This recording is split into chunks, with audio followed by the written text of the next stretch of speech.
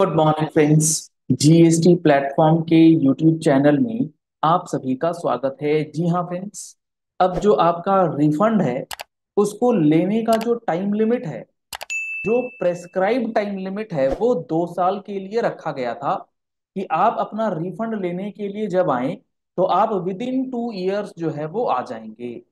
अब यहाँ पर जो निकल के आ रही है बात, आप इस बात को अच्छे से समझिए कि ये जो जीएसटी का रिफंड है, इसमें ये 2 साल का टाइम पीरियड कंपलसरी नहीं है।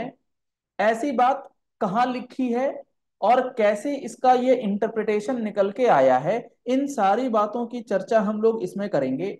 और प्रैक्टिकली अब आपको किस तरीके से, अगर आपका जीएसटी रिफंड जो है वो डिनाई हुआ है, डेफिशिएंसी मेमो आया है, तो उसको आप किस तरीके से अपील में जा सकते हैं, क्या अपील का कोई मैकेनिज्म आपके पास अवेलेबल है या नहीं है, इन सारी चीजों को लेकर के एक प्रैक्टिकल एनालिटिकल वीडियो जो है वो रिफंड को टाइम लिमिट से जोड़ते हुए आज समझ में आएगी। तो इस वीडियो के एंड तक जुड़े रहिएगा। आपका रिफंड अगर रुका हुआ है तो आपके इस रिफंड को मिलने का क्या ऑप्शन है 2 साल के बाद, ये सारी चीजें आपको समझ में आएंगी। मैं आपको ले चलता हूं एक बार स्क्रीन के ऊपर, और स्क्रीन पे चीजें आपको बहुत अच्छे से समझ में आएंगी, इसलिए एक एक चीज को बहुत ध्यान से और बारीकी से आप समझेंगे तो कहीं भी कंफ्यूजन जो है वो नहीं होगा। लेट सपोज बात करते हैं कि आपने कोई जीएसटी के अंदर एक्सपोर्ट किया है, या फिर आप ऐसा समझो आपने क्या किया है, आपको पे करना था सीजीएसटी एसजीएसटी 1 लाख रुपए का, लेट सपोज 20 अगस्त 2024 को, और आपने आईजीएसटी जो है वो जमा कर दिया है रॉन्गली। रॉन्गली आपने 1 लाख रुपए आईजीएसटी में जमा कर दिया है। अब ये 20 अगस्त 2024 को जमा होना चाहिए था 1 लाख, आपने जमा कर दिया है 20 अगस्त 24 को। आपको जैसे ही पता लगा कि गलत हो गया है, आपने क्या करा, करेक्ट अमाउंट जो है सीजीएसटी और एसजीएसटी का पेमेंट भी आपने कर दिया, लेट सपोज 21 अगस्त 2024 को। अब जैसे ही आप करेक्ट अमाउंट पे कर देते हैं तो आपको जो ये 1 लाख रुपए का गलत अमाउंट है, इसका रिफंड आपको क्लेम करना पड़ता है। और इसका रिफंड लेने के लिए जो आपके पास टाइम पीरियड है प्रोविजन के अंदर, वो है 21 अगस्त से, यानी कि जिस दिन आपने करेक्ट हेड में पेमेंट किया उस दिन से 2 इयर्स के अंदर अंदर आपको क्लेम करना है।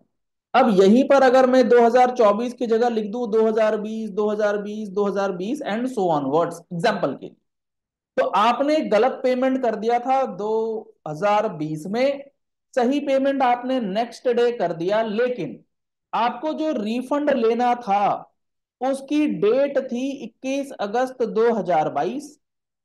2 साल का टाइम पीरियड, ये टाइम पीरियड आपका निकल गया। आपको बाद में पता लगा कि ये 1 लाख रुपए का रिफंड जो है आप ले सकते हैं, लेकिन अब आपके पास टाइम लिमिट नहीं, 2 साल का टाइम पीरियड जा चुका। तो आपने रिफंड अप्लाई किया RFD 01 के अंदर, और आपका डेफिशिएंसी मेमो आ गया RFD 3 में, ये कहते हुए कि आपका जो ये रिफंड है ये टाइम बार्ड रिफंड है। सेक्शन 54 इस चीज की बात नहीं कहता कि आप 2 साल के बाद भी रिफंड ले सकते। ये है सिचुएशन आपके सामने। तो क्या अब आपको रिफंड नहीं मिलेगा? ऐसा बिल्कुल भी नहीं। यही हुआ है जो आपको बदलाव या चेंज आप कह लीजिए, इस चीज का इंटरप्रिटेशन जो चेंज हुआ है वो क्या है। एक बार आप पढ़ेंगे सेक्शन 54 हमारे साथ तो आपको बहुत अच्छी समझ में आएगा कि एनी पर्सन जिसको भी रिफंड लेना है टैक्स का, इंटरेस्ट का या कोई भी अमाउंट का, वो क्या कर सकता है, वो एप्लीकेशन फाइल कर सकता है। कौन सा एप्लीकेशन? रिफंड एप्लीकेशन फाइल किया जा सकता है before the expiry of 2 years. 2 साल के अंदर अंदर आप रिफंड जो है वो अप्लाई कर सकते हैं, लेकिन ये जो टाइम पीरियड है 2 इयर्स का, ये जो टाइम लिमिट था 2 इयर्स का, ये खत्म किस तरीके से हुआ? अगर आप ध्यान से पढ़ेंगे तो यहां पर जो वर्डिंग्स है, ये वर्डिंग्स हैं कि आपको 2 साल के अंदर अगर आपने भर दिया तो कोई बात नहीं, अच्छी बात है। आप अगर नहीं भी भरते हैं तो कोई कंपलसरी टाइम पीरियड नहीं है। ये जो टाइम पीरियड यहां पर दिया गया है, ये डिस्क्रिशनरी टाइम पीरियड है, और ये डिस्क्रिशन भी किसका है? टैक्स ऑफिसर का नहीं, टैक्स पेयर का। टैक्स पेयर चाहे तो 2 साल के अंदर आ जाए एप्लीकेशन लेकर के, या 2 साल के बाद भी आए तो कोई दिक्कत नहीं है। टाइम पीरियड जो यहां पर है ये में है, शैल नहीं है। तो आप अब, जब आपका डेफिशिएंसी मेमो आ गया, तो आप इस डेफिशिएंसी मेमो के अगेंस्ट या तो फ्रेश एप्लीकेशन फाइल कर दीजिए, और यहां पर जो सेक्शन 54 के अंदर डायरेक्शन दिया गया है उसमें इस तरीके से आप प्रैक्टिकली चीजों को समझ सकते हैं कि ये कोई कंपलसरी टाइम पीरियड नहीं है, ये रिकमेंडेटरी टाइम पीरियड है। ऐसा नहीं है कि अगर आपका रिफंड बनता है तो आपने अगर 2 साल के बाद रिफंड अप्लाई किया है तो आपको रिफंड नहीं मिलेगा।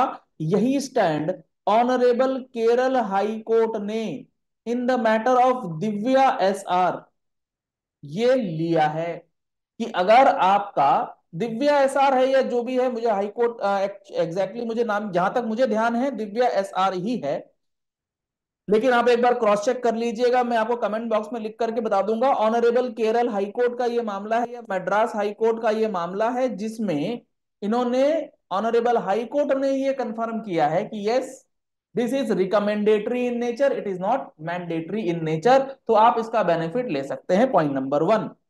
पॉइंट नंबर 2, सर हमारे पास तो डेफिशिएंसी मेमो आ गया, अब इस डेफिशिएंसी मेमो के अगेंस्ट हम अपील तो फाइल कर नहीं पा रहे ऑनलाइन। अगर आपने ध्यान दिया हो तो RFD 3 के अंदर अपील फाइल नहीं कर सकते। हालांकि एज पर प्रोविजन जो ऑफिसर्स कर रहे हैं ना, टाइम पीरियड के बाद डेफिशिएंसी मेमो दे रहे हैं, that is wrong, that is not correct.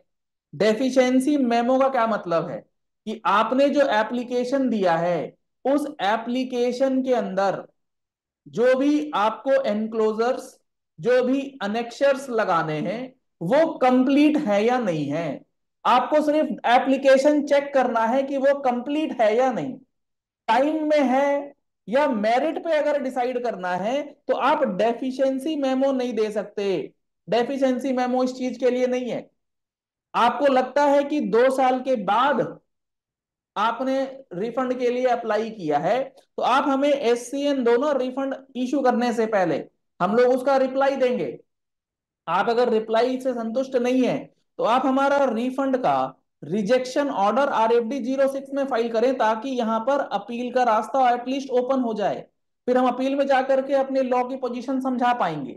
लेकिन यहां हो क्या रहा है प्रैक्टिकली, RFD 03 इशू हो जा रहा है, डेफिशिएंसी मेमो इशू हो जा रहा है, जिसकी वजह से सारे के सारे रास्ते बंद हो जा रहे हैं। अपील में जा नहीं सकता मैटर, ऑनलाइन अपील फाइल होगी नहीं, क्योंकि ये ऑर्डर नहीं है, RFD 03 ऑर्डर नहीं है, ये तो डेफिशिएंसी मेमो है। तो ये प्रैक्टिकली हो रहा है। चलो खैर, अगर आपके पास RFD 03 आया तो ऑनलाइन अपील फाइल नहीं होगा, कोई बात नहीं, आप मैनुअल अपील एक बार फाइल करके देख सकते हैं, और मैनुअल ऑर्डर लेकर के आप दोबारा RFD 01 लगा सकते हैं। लेकिन जो रिफंड प्रोसेसिंग ऑफिसर्स हैं उनको भी ये बात समझनी चाहिए कि प्रोविजंस के हिसाब से थोड़ा तो काम कर लें, क्योंकि RFD 03 डेफिशिएंसी मेमो आप तब इशू करते हैं जब आपके एप्लीकेशन के अंदर कोई अनेक्जर्स जो एज पर रूल 89 है अगर वो मिसिंग है, तो आप डेफिशिएंसी मेमो दे करके बोलते हैं कि आप अपना कंप्लीट एप्लीकेशन फाइल कीजिए। वो एक्सेप्ट करने के बाद आपको लगता है कि रिफंड नहीं मिलना चाहिए तो आप रिजेक्शन ऑर्डर दीजिए ना। रिफंड देना ही जरूरी थोड़ी, रिजेक्शन ऑर्डर भी तो पास हो सकता है। उस रिजेक्शन ऑर्डर के अगेंस्ट ऑफिसर अगर पास कर देते हैं तो टैक्स पेयर के पास ऑप्शन है अपील में जाने का। आपका वो ऑप्शन कैसे छीन रहे हैं? टैक्स पेयर का ये ऑप्शन ऑफिसर्स कैसे छीन सकते हैं कि आपको हम डेफिशिएंसी दे देंगे, अब जो करना है कर लो? ऐसे नहीं होता, हाई कोर्ट चले जाओ, अरे भैया सब हाई कोर्ट कैसे चले जाए, ऐसा नहीं होता है। खैर, तो आपको यहां पर जो प्रैक्टिकली बात समझनी है कि RFD 03 अगर आ गया है तो this is not an order, this is a decision. अब ये जो डिसीजन है इसके अगेंस्ट आप सेक्शन 107 में अपील तो फाइल कर सकते हैं, नो डाउट, उसमें कोई दिक्कत नहीं है, बट पोर्टल नहीं ले रहा। तो आप इसके लिए as per rule 108 manual appeal file करके अपनी बात रख सकते हैं कि ये 2 साल का टाइम पीरियड जो है ये मैंडेटरी नहीं है, ये सिर्फ और सिर्फ एक रिकमेंडेटरी है, डायरेक्टरी इन नेचर है। जो करना चाहे कर ले, नहीं करना चाहे कोई बात यहां पर गड़बड़ाएगी नहीं। आशा करते हैं आपको ये 2 पॉइंट्स जो प्रैक्टिकलिटी से जुड़े हुए हैं कि किस तरीके से आपको अपना रिफंड प्रोसेस करवाना है और किस तरीके से आप अपना रिफंड जो है वो प्रोसेस करवा सकते हैं। अगर अदरवाइज जो पॉइंट्स हैं वो ऑन मेरिट्स बिल्कुल सही है, बिल्कुल सटीक है, कहीं कोई भी दिक्कत उसमें आपको नहीं आनी चाहिए। ऐसी ही प्रैक्टिकल वीडियोस के लिए आप हमारे यूट्यूब चैनल जीएसटी प्लेटफॉर्म को फॉलो कर सकते हैं। नोटिफिकेशन बेल दबा करके आप हमारी जो वीडियो की नोटिफिकेशंस है वो रेगुलरली आप ले सकते हैं, ताकि कोई भी इंपॉर्टेंट वीडियो आपसे मिस ना हो जाए। Thank you and have a nice day.